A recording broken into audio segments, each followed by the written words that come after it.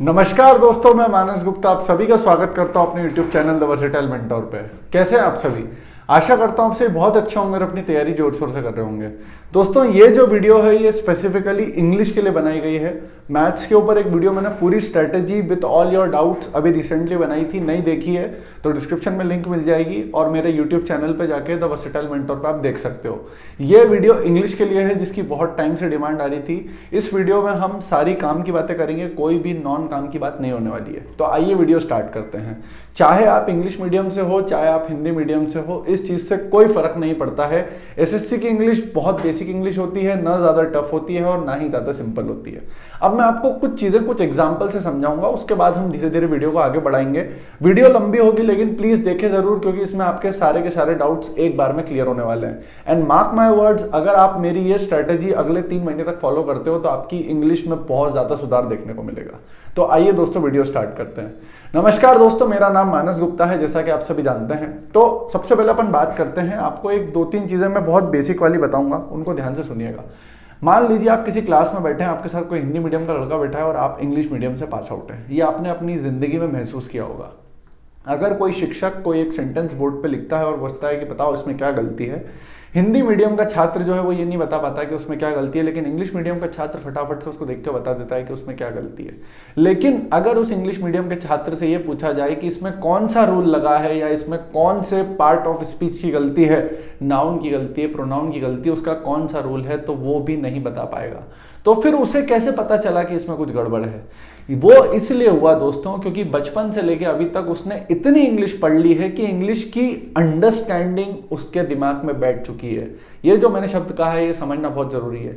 English की subconscious understanding जो है वो उसके दिमाग में सबकॉन्शियसली बैठ गई है। तो जब भी वो कोई सेंटेंस दिखता है जिसमें उसे कुछ अटपटा सा सुनने में, या उसके दिमाग को ये सिग्नल जाता है कि नहीं यार ये सेंटेंस का स्ट्रक्चर सही नहीं है, तो वो झट से बता देता है कि ये एरर है। यही आपको करना होता है। तो दोस्तों, एसएससी स्पेसिफिक इंग्लिश की हम बात करते हैं। आप ये एग्जांपल दिया, इससे आपको क्या समझ में आया कि इंग्लिश अगर आप करना चाह रहे हैं तो सबसे पहली और सबसे मोस्ट इंपॉर्टेंट चीज जो आप लोगों के लिए जरूरी है उसका नाम है दोस्तों रीडिंग। चाहे कुछ भी हो जाए, आपको कंपल्सरीली डेली 10 से 15 मिनट की रीडिंग करना है। अब रीडिंग में आपको क्या रीड करना है ये भी मैं बता देता हूँ। बहुत सारे बच्चे मुझसे ये पूछते हैं कि भैया हमें द हिंदू और टाइम्स ऑफ इंडिया पढ़ना है क्या? दोस्तों, कभी भी कोशिश ये करें कि न्यूज़पेपर ना पढ़ें। अगर कोई बच्चा जिसका इंटरेस्ट ही न्यूज़पेपर पढ़ने में है, उसके लिए वो सबसे बेस्ट चीज़ है। अगर आप न्यूज़पेपर पढ़ सकते हो तो वो सबसे बेस्ट है, लेकिन मजबूरी में न्यूज़पेपर पढ़ने का कोई सेंस नहीं बनता है। बहुत सारे बच्चे ऐसे होते हैं जो मजबूरी में न्यूज़पेपर पढ़ते हैं, उन्हें समझ में कुछ भी नहीं आता लेकिन न्यूज़पेपर पढ़ते हैं। आपको रीडिंग क्या करनी है मैं आपको बताता हूं। आपके हॉबी से रिलेटेड कुछ भी आपको इंग्लिश में पढ़ना है, कुछ भी। नॉवेल पढ़ना है, नॉवेल पढ़ो। आप जैसे आप मान लो क्रिकेट के फैन हो तो विराट कोहली के बारे में आप इंग्लिश में पढ़ो।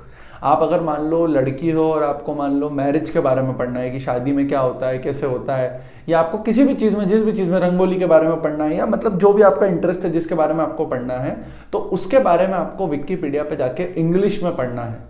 इससे 2 चीज़ें होगी। एक चीज़ तो क्या होगी कि आपकी अंडरस्टैंडिंग अपने आप डे बाय डे बेहतर होती जाएगी। जो लोग मेरी टारगेट सीरीज फॉलो कर रहे हैं उन्हें मैं डेली रीडिंग देता हूं और हर 10वें दिन उनसे पूछता हूं कि वो लोग क्या पढ़ रहे हैं। सच बोलना झूठ बोलना ये उनके हाथ में है, लेकिन वो मेहनत कर रहे हैं, इतना मुझे पता है।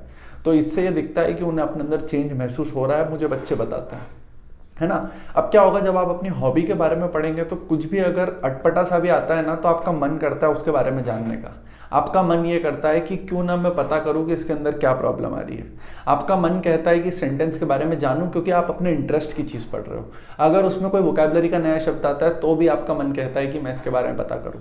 ठीक है दोस्तों, तो ये चीज समझना बहुत ज्यादा आपको जरूरी है कि आपको क्या करना है। इसके आगे अगर हम दोस्तों बात करें इंग्लिश के ग्रामर की, तो दोस्तों ग्रामर के लिए मैं आपको 3 से 4 सोर्सेज बता रहा हूं। बुक लिस्ट की भी बात करूंगा, तो ध्यान से सुनिएगा। सबसे पहले तो 2 यूट्यूब चैनल, एक तो अमन वशिष्ठ सर का और एक तरुण ग्रोवर सर का। इन दोनों को रिलीजियसली फॉलो करो। कुछ भी खरीदने की जरूरत नहीं है, इनके चैनल पे सारी चीजें फ्री में पड़ी हुई है। नाउन, प्रोनाउन, वर्ब, एडवर्ब, सब कुछ, टेंस, आर्टिकल, सब कुछ।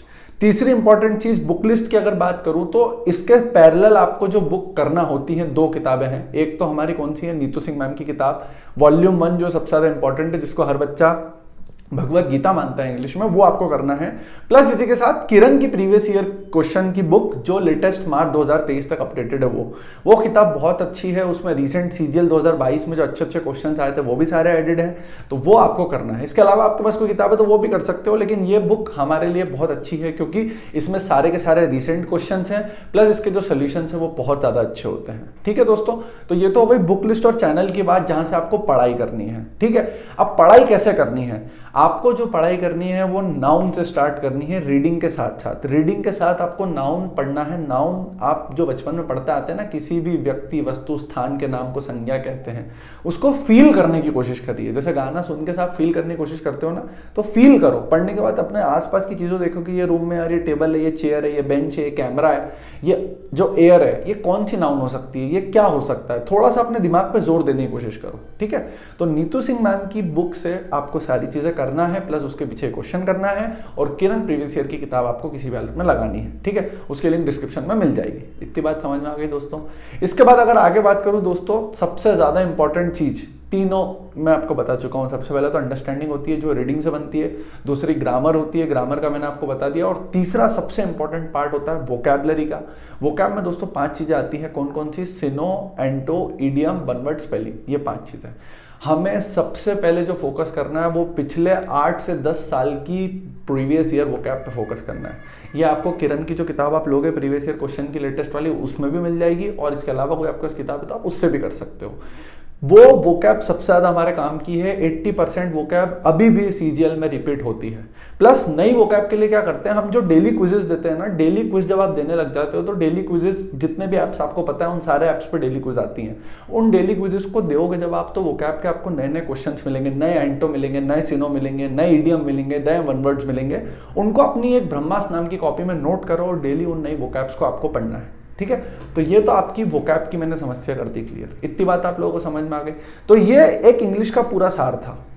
अब हिंदी मीडियम वाले बच्चे जो बोलते हैं कि हमें इंग्लिश बिल्कुल समझ नहीं आती, आप लोगों को दोस्तों क्या करना है, ग्रामर अभी 15 दिन तक नहीं पढ़ना। आपको 15 दिन तक सिर्फ रीडिंग करना है। ग्रामर का जो टाइम है उस टाइम पे भी आप रीडिंग करें। आपके हॉबी रिलेटेड कोई भी चीज़ है उसके बारे में सिर्फ पढ़ें, सिर्फ पढ़ें। अभी इंग्लिश को लिखने की कोशिश ना करें, सिर्फ इंग्लिश को पढ़ के समझने की कोशिश करें कि इसका मतलब ये होगा, इसका मतलब ये हो सकता है। ठीक है, थोड़ा बेसिक जानने की कोशिश करें कि यहाँ पे इज क्यों आया, यहाँ पे वॉस क्यों आया, इज का मतलब क्या होता है, वॉस का मतलब क्या होता है। ठीक है, फिर आप धीरे धीरे जब पढ़ के जब ग्रामर पे जाओगे तो आपको समझ में आएगा कि अच्छा इज का मतलब प्रेजेंट टेंस होता है, वॉस का मतलब पास्ट टेंस होता है। समझ में आई आपको ये बात? ठीक है, और एक इंपॉर्टेंट क्वेश्चन आपके डाउट्स भी ले लेता हूं मैं। सबसे ज्यादा जो मुझसे पूछा जा रहा है PQRS, क्लोज टेस्ट और कॉम्प्रिहेंशन। भाई ये जो 3 चीज़ है ना, ये बहुत कम बच्चों की पूरी सही होती है, और ये 3 चीज़ सिर्फ उन बच्चों की सही होती है जिनकी अंडरस्टैंडिंग बहुत अच्छी है। इसीलिए चाहे तुम कितनी भी किताबें कर लो, जब तक तुम्हारी अंडरस्टैंडिंग बेसिक अंग्रेजी की बहुत अच्छी नहीं होगी तब तक तुम ये 3 चीज़ें नहीं कर सकते हो। अमन वशिष्ठ सर और तरुण डोवर सर की इन तीनों की स्पेसिफिकली वीडियो बनी हुई है, वो वीडियोस देखो। किरण प्रीवियस ईयर क्वेश्चन किताब में से प्रैक्टिस करो, और जब ये एक एक दो बार हो जाए उसके बाद बैंकिंग लेवल के PQRS जरूर करना एक बार, क्योंकि अभी SSC का जो मेंस हुआ था उसमें बहुत अच्छे PQRS आए थे।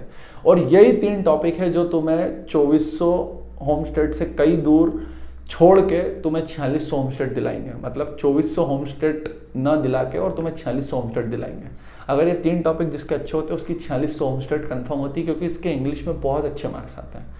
तो आपको ये चीज़ समझना होगी कि इंग्लिश इतनी टफ नहीं है जितनी आपने बनाई हुई है। खुद से एक चैलेंज लो कि 21 दिन तक कुछ भी हो जाए मैं इंग्लिश पूरी अच्छे से करूंगा, और फिर उसको करने की कोशिश करो। आपके मार्क्स ग्रेजुअली इंक्रीज करेंगे धीरे धीरे। एक्टिव, पैसिव, डायरेक्ट, इनडायरेक्ट, इन दोनों में कभी भी आपके मार्क्स नहीं कटना चाहिए। अगर अभी भी इसमें तुम्हारे मार्क्स कट रहे तो तुम्हारे जीने का कोई मतलब नहीं है, क्योंकि ये जो 2 टॉपिक होते हैं, ये 2 टॉपिक सबसे बेसिक टॉपिक होते हैं। मैक्सिमम बच्चों के ये दोनों टॉपिक सही होते हैं। आप डियर सर करके एक चैनल है उसको फॉलो कर सकते हो, उस पर इन दोनों की ट्रिक्स दी है बहुत अच्छी। वो ट्रिक्स फॉलो करके हमें क्वेश्चन सॉल्व करना है, हमें टीचर नहीं बनना। समझ में आ रही है मेरी बात? मेरी तरह नहीं हो आप, मतलब आपको मेरे जैसा नहीं कुछ करना है कि भैया टीचिंग करना है हमें या ऐसा कुछ। आपको सिर्फ क्वेश्चन सॉल्व करना है। तो आपको क्वेश्चन अगर सॉल्व करना है तो उसके लिए आपको क्या करना पड़ेगा, बेसिक अंडरस्टैंडिंग डेवलप, प्लस जहाँ पे हमें ट्रिक्स मिल रही है वो ट्रिक्स यूज करनी है। एक तुम लोगों का स्पेलिंग का बहुत डाउट हो रहा था कि भैया स्पेलिंग क्या करें। भाई देखो, स्पेलिंग में क्या होता है ना, जैसे मान लो यहाँ पे लिखा है इसेंट्रिक, तो इसेंट्रिक 4 स्पेलिंग अलग अलग दी है। अब होता क्या है ना, क्वेश्चन देखते से जब तुम 4 में से एक भी स्पेलिंग देख लेते हो तो तुम्हारे माइंड उसी स्पेलिंग पे फंस जाता है, फिर तुम 1000 बार भी लिखोगे तो वही स्पेलिंग लिखोगे। एक तरीका तो इसका ये होता है कि जैसे आप वर्ड देख ले तो उसके बाद अपनी आंख बंद कर लो, आपको पता चल गया वर्ड क्या है, और पहली बार में जो पेन पेपर पे स्पेलिंग लिखोगे वो स्पेलिंग सही होती है, क्योंकि स्पेलिंग तुम्हें पता होती है। दूसरी चीज, कुछ स्पेलिंग के लिए ना स्पेशल ट्रिक्स होती है, उसकी वीडियो में डिस्क्रिप्शन में डलवा दूंगा, वो जरूर देख लेना, ठीक है। वोकैबलरी की बात करूं, वोकैबलरी में आप लोग बोलते हो कि याद नहीं हो रहा, तो भाई रिवीजन से याद होती है। रटना है वोकैब, सिर्फ और सिर्फ रटना, सीधे सीधे बोल रहा हूं मैं।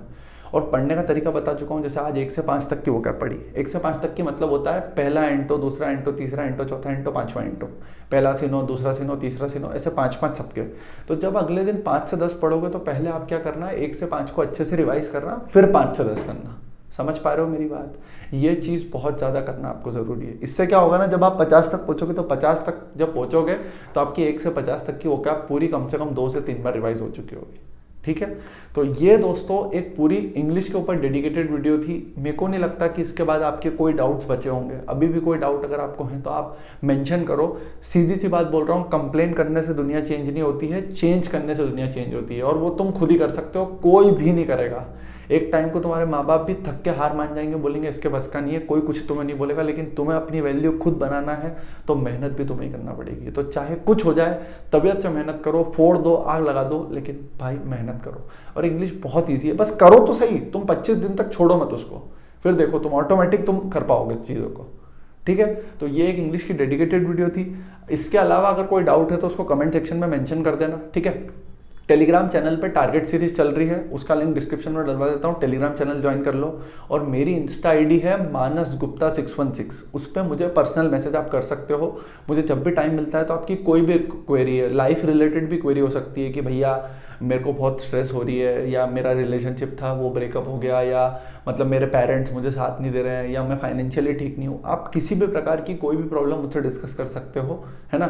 सारी प्रॉब्लम की समस्याओं का एक ही हल है, वो तुम खुद हो, मैं नहीं हूँ, लेकिन मैं तुम्हें बताऊंगा कि वो हल तुम खुद कैसे हो, ठीक है। तो कोई भी प्रॉब्लम आप मुझसे शेयर कर सकते हो। कभी मैं किसी की प्रॉब्लम के बारे में ऐसे पब्लिकली नहीं बताता हूँ। अच्छे से पढ़ाई करो, मेहनत करो, और इस दुनिया में आग लगा दो, ठीक है। थैंक यू सो मच दोस्तों। इंस्टा पे फॉलो कर लो, टेलीग्राम ज्वाइन कर लो, और लाइक शेयर सब्सक्राइब कर दो। 1 लाख की फैमिली जल्द पूरी होगी। थैंक यू सो मच भाइयों, बाय।